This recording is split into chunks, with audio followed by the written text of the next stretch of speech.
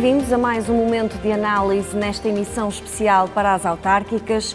Dedicamos este espaço ao município de Alijó. No distrito de Vila Real, este concelho tem cerca de 10 mil habitantes. A Câmara é gerida desde 2013 à direita. José Rodrigues Paredes é o atual presidente da Câmara e candidata-se a um terceiro e último mandato por uma coligação que junta o PSD e o CDS. Para este espaço, convidamos os partidos com assento na Assembleia Municipal.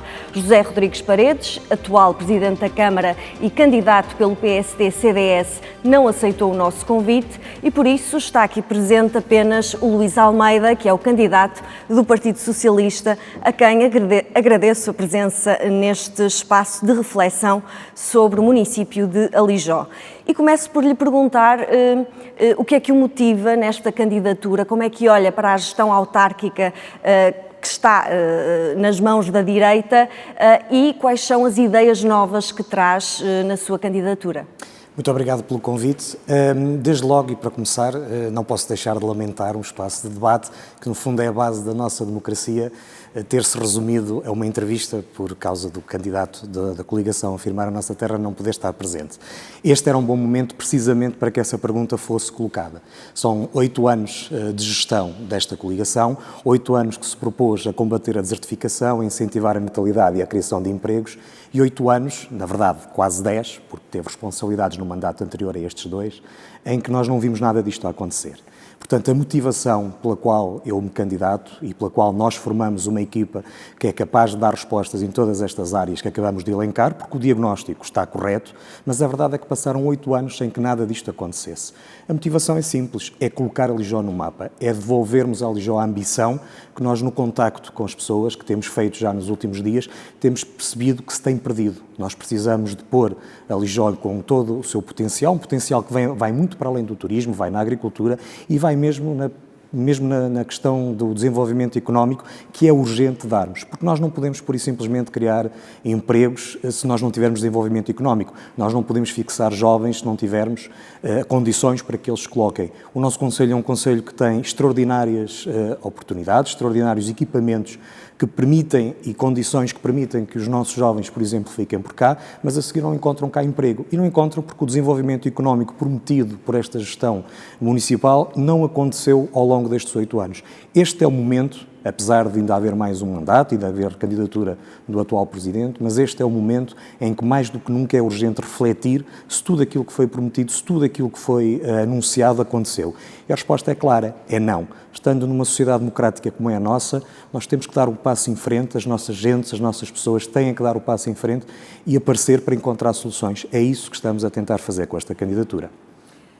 Já que falou sobre o desenvolvimento económico, o Luís Almeida defende que a Câmara deve criar condições para atrair mais investimento, para que as empresas se instalem e que seja possível, através deste território, trabalhar através das ferramentas digitais.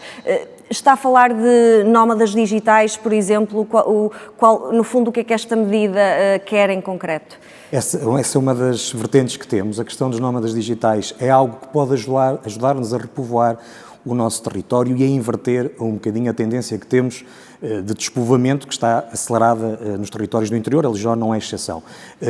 E além de atrairmos pessoas novas, é também aquelas que nós já temos no nosso concelho, ou que são oriundas do nosso concelho, que já estão espalhadas pelo país e que se calhar podemos atraí-las. Por exemplo, nós temos um conjunto de escolas primárias construídas pelo concelho que estão neste momento ao abandono. Há um conjunto de infraestruturas e de espaços de outra natureza, mas em particular essas escolas primárias, com uma boa cobertura, podem facilmente se tornar em salas Zoom, como são habitualmente conhecidas, e, por exemplo, também com o alojamento local, encontrar parcerias para que os jovens e todos aqueles que encontrem em Alijó eventualmente uma opção para o seu futuro, possam estar aqui há algum tempo. Eu acredito que se nós conseguirmos que eles venham há alguns meses, rapidamente vão ter vontade de cá ficar. Para isso é preciso que aconteça tudo o resto à volta e que eles se sintam bem, que haja cultura, que haja desporto, que haja equipamentos. Como disse há pouco, nós até estamos num concelho que existem alguns equipamentos de apoio às famílias e que estão em bom estado, e eu creio que isso será o catalisador. Mas falou no desenvolvimento económico. Eu recordo que esta gestão municipal prometeu, não só na questão questão digital, uma triplicação do espaço da zona industrial. Isto aconteceu em 2018 e foi dado um prazo de 2 a 3 anos para que se concretizasse. Já passaram 7. Além da questão digital, que me parece muito relevante e pode ser uma saída para atrairmos populações para os nossos territórios, para os territórios do interior, é também criar o investimento destas empresas e criar este espaço em regime plug and play, para que as empresas possam posicionar precisamente e concretizar efetivamente esta triplicação do espaço da zona industrial, que não aconteceu. Além desta zona industrial, há também a possibilidade, que não pode ser descurada, a norte do concelho, de termos uma nova centralidade, que será, do ponto de vista económico e social, relevante, que poderá vir a ser ancorada na futura linha de alta velocidade, que recentemente o Governo deu sinais claros de que há de avançar e que vai passar pelo nosso território. Falando de economia, temos também de falar de agricultura, que tem um grande peso no concelho, e aqui no Douro em particular, os agricultores têm passado por muitas dificuldades, no setor vinícola têm passado por muitas dificuldades, têm surgido agora, ou foram apresentadas agora algumas medidas por parte do Governo para, no fundo, fazer face a estes constrangimentos, mas são medidas que são financiadas por uma verba do Orçamento de Estado e o próprio Ministro disse que não se iriam voltar a repetir. Como é que tem acompanhado esta situação que afeta a região e se defende que é preciso ir mais além medidas estruturais para este setor? O setor atravessa, de facto, um problema que é ele próprio estrutural e que vai precisar de medidas mais do que estas de emergência. As medidas que o Governo lançou, pelo que eu percebi, vão de encontro, e percebi isso no contacto com alguns agricultores, vão de encontro a uma necessidade imediata e vão respondendo de forma imediata, mas temos que pensar em medidas mais concretas. Perceber, efetivamente, se esta crise que se diz existir, em que moldes é que ela está e de forma é que o poder local, juntamente com o poder central, porque terá que ser uma medida, portanto o Sr. Ministro não se pode escusar de continuar a encontrar soluções para o Douro, porque os problemas que temos aqui não são problemas conjunturais, são problemas estruturais. O Douro sempre teve uma certa dependência da administração central, muito precisamente pelo tecido que nós temos de pequenos produtores e que têm alguma dificuldade, por vezes, em se agrupar. Portanto, penso que o Governo Central não poderá nunca escusar-se de continuar a acompanhar o problema. Medidas extraordinárias, também sou da opinião que não devem continuar. Aquilo que acontece é que nós também temos que saber o que é que os nossos agricultores querem e precisam. Este ano, pelos vistos, vai haver falta de uvas. Portanto, a questão do excesso que se tem vindo a falar poderá ficar aqui um bocadinho mitigada e essa falta está a acontecer por questões atmosféricas, não por questões, como já se falou, de arranque de vinha, o que é totalmente impensável para pessoas que vivem e sentem a terra que cultivam. Há ali uma ligação emocional que nós também não podemos descurar e não podemos esquecer quando falamos em medidas extremas como esta. Mas, fundamentalmente, é ouvi-los, coisa que esta gestão municipal não tem feito, porque nós não temos visto a representatividade dos agricultores de Alijó, nem na CIM, quando a CIM toma iniciativas, como uma recente manifestação que ocorreu precisamente na cidade da Régua, nem temos visto essa reivindicação junto do Governo Central. Tem sido sempre feita por interpostas pessoas, por outros presidentes de Câmara, e infelizmente Alijó não está nessa mesa de discussão, num território onde praticamente metade da nossa população, se não for mais, está dependente da agricultura ou vive efetivamente da agricultura. Essa é uma falha muito grave desta gestão, sendo que muitas das medidas que são necessárias não sairão do plano municipal, mas nós temos que estar sentados à mesa de quem está a tomar essas decisões. E se calhar as palavras que há pouco referiu do Sr. Ministro vêm precisamente por não sentir essa pressão dos concelhos onde a agricultura e os viticultores em particular têm uma representatividade muito grande, como é o caso de Alijó. Ainda sobre a agricultura, sabemos que este é um setor cada vez mais dependente das tecnologias, da inovação. Acha que a Câmara tem, no fundo, ajudado os agricultores a modernizarem-se mais, a investirem mais nestas ferramentas tecnológicas? Ou a Câmara pode ter um papel que não tem tido? Não acho que tenha ajudado o suficiente. Quando nós falamos de investimento, não falamos só em grandes empresas instaladas na zona industrial, falamos também em investimento de apoio aos agricultores, com medidas e com apoios a projetos que eles próprios possam usar para modernizar. A aplicação dos drones tem hoje, ou o uso de drones tem hoje aplicações diversas na gestão agrícola. Sei que há um projeto também ali na zona de Sanfins do Douro, que está a ser feito com a Universidade de Trás-os-Montes e Alto Douro, dinamizado até por uma associação de bombeiros voluntários, cujos resultados podem ser muito relevantes para interpretar também a questão das alterações climáticas e como é que elas estão a afetar o Douro, e elas estão a afetar o Douro. Isso não é um assunto que não podemos continuar a esconder e a colocar debaixo do tapete, e é precisamente aí na resolução e na mitigação das alterações que têm acontecido e vão continuar, segundo os cientistas, provavelmente a acontecer se nada as fizermos, que temos estas linhas, ou que temos estas vias de investimento em que o município pode efetivamente não só trazer know-how e ajudar a trazer know-how, a criar escala para que esse know-how entre no nosso território e de outra forma também criar planos de apoio e de investimento. Por isso é que nós queremos também criar um gabinete de agricultura, não só para ajudar a procurar esses investimentos, como também para dar apoio técnico e dotar este gabinete de capacidade técnica que possam precisamente estar na crista da onda de tudo o que é inovação que pode ser aplicada à agricultura. Isso tem que acontecer dramaticamente, caso contrário, a sustentabilidade da nossa agricultura, dos nossos agricultores, que na maioria dos casos são pequenos produtores, vai estar em causa. No setor do turismo, o Luís Almeida defende que é preciso distribuir melhor os turistas, sobretudo aqueles que chegam ao Pinhão, para aliviar um pouco a pressão a que esta vila está sujeita.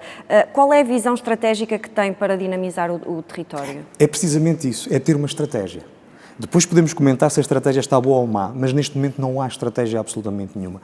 E isso é visível no estado de degradação e muitas vezes de inutilização em que alguns dos equipamentos que podiam estar ao serviço do turismo estão.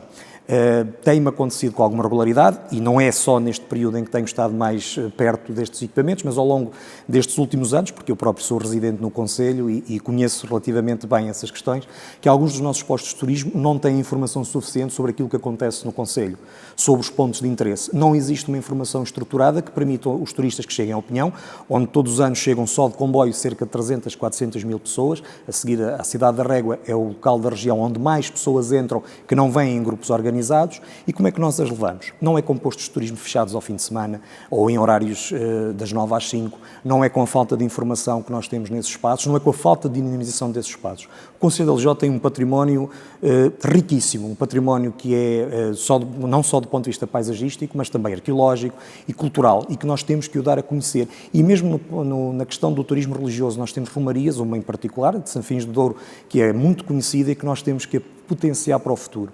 A ideia aqui é criar uma rota que comece e se ancore nos pontos de entrada do Conselho, onde o Pinhão é efetivamente um desses sítios, e essa rota não só utiliza as nossas estradas municipais, que têm também que ser melhoradas para esse efeito, e passo pelos pontos principais, mas a chave é a informação, as pessoas saberem o que podem e o que devem fazer.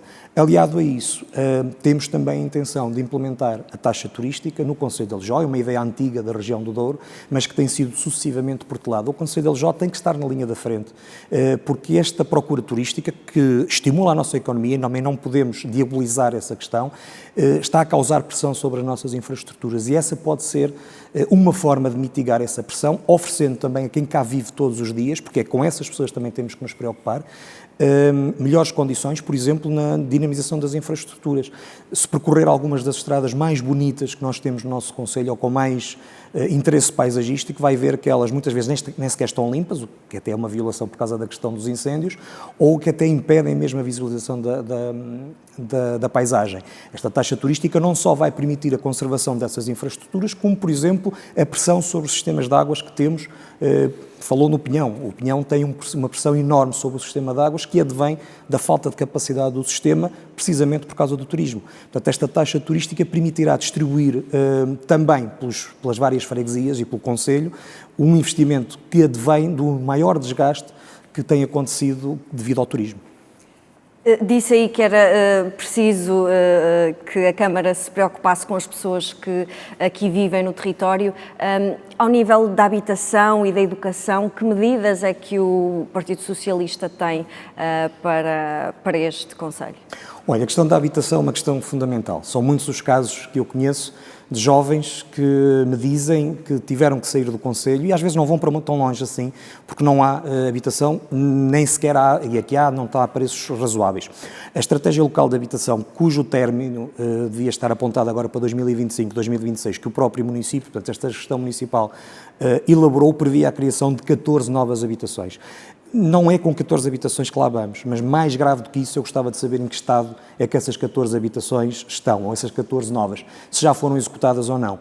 A minha ideia, a minha percepção é que não, Portanto, a execução do primeiro direito ao qual o município de Alijó aderiu foi uma total falência da política de habitação deste município. Também estavam previstas 146 reabilitações, sobretudo nos bairros sociais que o município tem, das quais 78 tinham que estar concluídas até 2025. E aqui houve, de facto, algum progresso, mas não o suficiente. E não é com estas medidas, ou com estes números que, apesar de serem importantes, não são estes que vão resolver o problema da habitação. Como e não é que são se estes resolve? Que nos vão permitir fixar os nossos jovens e atrair mais jovens. A questão é muito simples. Foi lançado um programa extraordinariamente abrangente, que foi o primeiro direito, em que o Conselho de Alijó limitou-se a fazer os mínimos. Esse programa permitia investimento privado, permitia captar pessoas que quisessem investir cá e recuperar, permitia um conjunto de iniciativas que não foram exploradas. E nós temos que pôr esses mecanismos à disposição das pessoas. Isso não aconteceu. E a própria estratégia local prova e mostra exatamente isso nos objetivos que lá tem.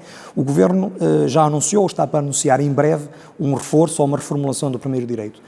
Nós temos que aproveitar todas essas oportunidades, porque é aí que vamos conseguir criar oferta e é com isso que vamos conseguir dinamizar também os muitos edifícios que temos devolutos pelo Conselho, que podemos colocar à disposição para a habitação. O próprio município dispõe de imóveis que neste momento estão abandonados e que podem ser reconvertidos. Portanto, o conjunto destas iniciativas, eu estou em crer que vai criar um número de fogos suficientes para que consigamos então implementar, porque é preciso emprego, é preciso habitação, é preciso bem-estar. Nós temos que ter estas três dimensões para que consigamos fixar e atrair pessoas. Senão, vai ser muito complicado. Portanto, eu estou convencido de que estas medidas, portanto, reforço do primeiro direito, inventariação do património que temos, estímulo ao investimento privado, serão aquelas que nos vão permitir criar a oferta que precisamos. Investir na educação tem sido suficiente aqui em Alijó? Tem sido criada, ou aliás, os últimos anos têm-se mostrado, pronto, a questão da delegação de competências tem atribuído ao município diversas tarefas na área da educação. Um dos problemas que eu tenho sentido mais, até por estar representado também no Conselho Geral do agrupamento de escolas principal que o município tem, aliás, o único, com escolas depois espalhadas pelo Conselho, pode ter a ver, por exemplo, desde logo com o número de funcionários. Há um rácio que é cumprido, também não há dúvidas sobre isso, mas nós também precisamos de qualificar as pessoas que existem neste momento ao serviço do município para que mais facilmente possamos colmatar as faltas dos funcionários. Tem sido uma queixa que se tem ouvido com alguma regularidade.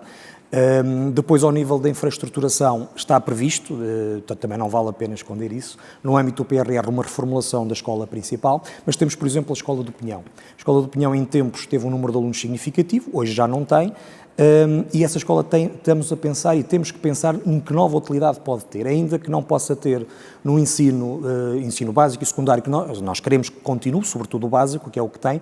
Acho que há aqui novas oportunidades, seja do ensino politécnico, seja do ensino superior ou mesmo do ensino profissional. Qualquer uma destas valências pode reforçar a oferta educativa que temos no Pinhão e que temos nas nossas escolas. Depois também, segundo também já percebi, há um conjunto de pequenos investimentos que é necessário fazer no parque escolar e que têm que se ir fazendo de forma doseada e é por aí também que queremos resolver a situação. Luís Almeida, muito obrigada pela presença neste espaço de análise que dedicamos ao Concelho de Alijó. Estamos a percorrer o país nestas autárquicas. Fique connosco.